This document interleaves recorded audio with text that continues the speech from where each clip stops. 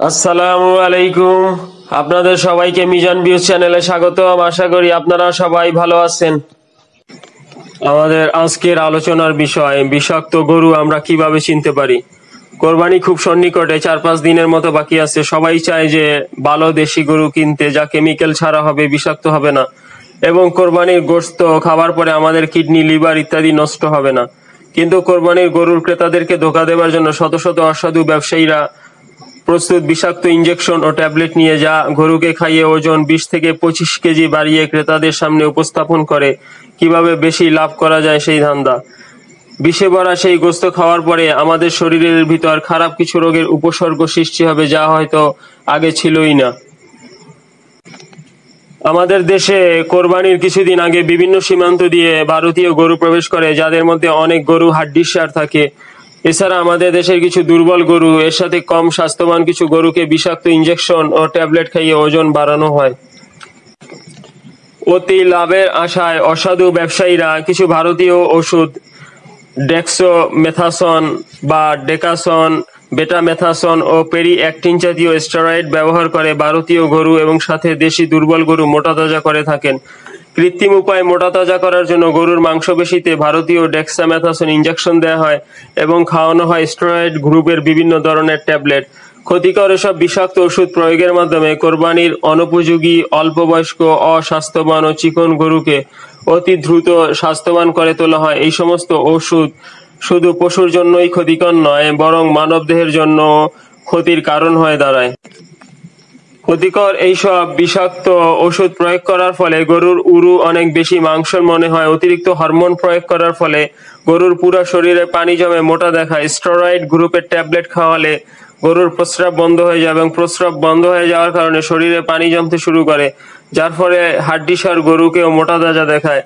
ওষুধের ক্রিয়া ক্ষমতা শেষ হয়ে গেলে একটা নির্দিষ্ট সময় পরে গরু মারাও যেতে পারে এবং শরীরে পানি কমে গিয়ে গরুর স্বাস্থ্য আবার পূর্বের অবস্থায় ফিরে যেতে পারে, অর্থাৎ পানি জমে যে স্বাস্থ্যবান দেখাইতেছিল তা কমে যায়। এরকম গরুর গোশত খাওয়া স্বাস্থ্যের জন্য ভয়ানক ক্ষতিকর। হরমোন বা স্টেরয়েড গ্রুপের ট্যাবলেট গরুর রক্তের সঙ্গে মিশে গরুর কিডনি, ফুসফুস, যকৃতে ছড়িয়ে পড়ে, সেগুলিতে পচন ধরিয়ে দেয়। একই সঙ্গে গরুর শরীরে পানি জমে যায়, স্টেরয়েড মিশে যায় গরুর গোশতের সঙ্গেও।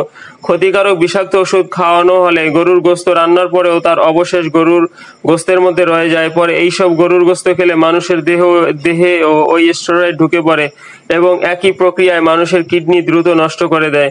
মানুষের বিপাক ক্রিয়া দুর্বল হয়ে যায়, রক্ত বিষাক্ত করে, শরীরে ক্যান্সারের ঝুঁকি বাড়িয়ে দেয়। সিরাজগঞ্জের সদর, শাহজাদপুর, তারাস এবং বিভিন্ন জায়গায় অর্থাৎ তাদের ওষুধ ও মুদি দোকানেও এইসব ট্যাবলেট বিক্রি করা হয়। দোকানগুলিতে এসব বড়ির গোপন নাম লাল সাদা ট্যাবলেট। কোরবানি উপলক্ষে শুধু শাহজাদপুরেই হাজার হাজার গরু মোটা তাজা করা হয়।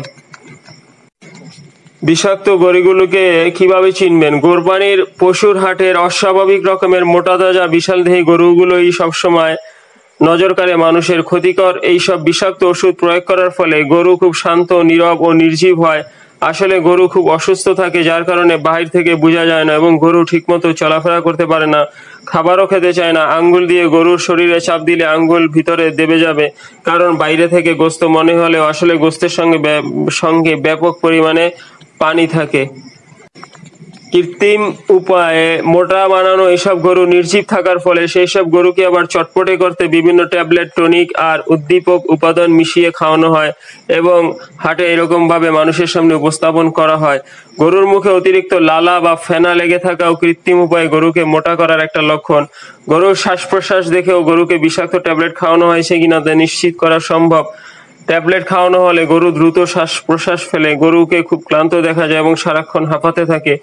এই জন্য বেশি বা অতিরিক্ত মোটা তাজা নাদুস নুদুস গরুর পরিবর্তে দেশি কম স্বাস্থ্যের হাড্ডিসার গরুই অনেক ভালো।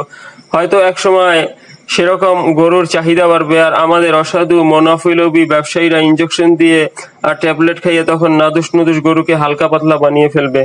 আজ এই পর্যন্ত। এই ভিডিওটিতে একটা লাইক দিয়ে আমাদেরকে উৎসাহ দিন এবং এরকম ভিডিও আরো পেতে চাইলে চ্যানেলটি সাবস্ক্রাইব করে আমাদের সাথে থাকুন। আল্লাহ হাফেজ।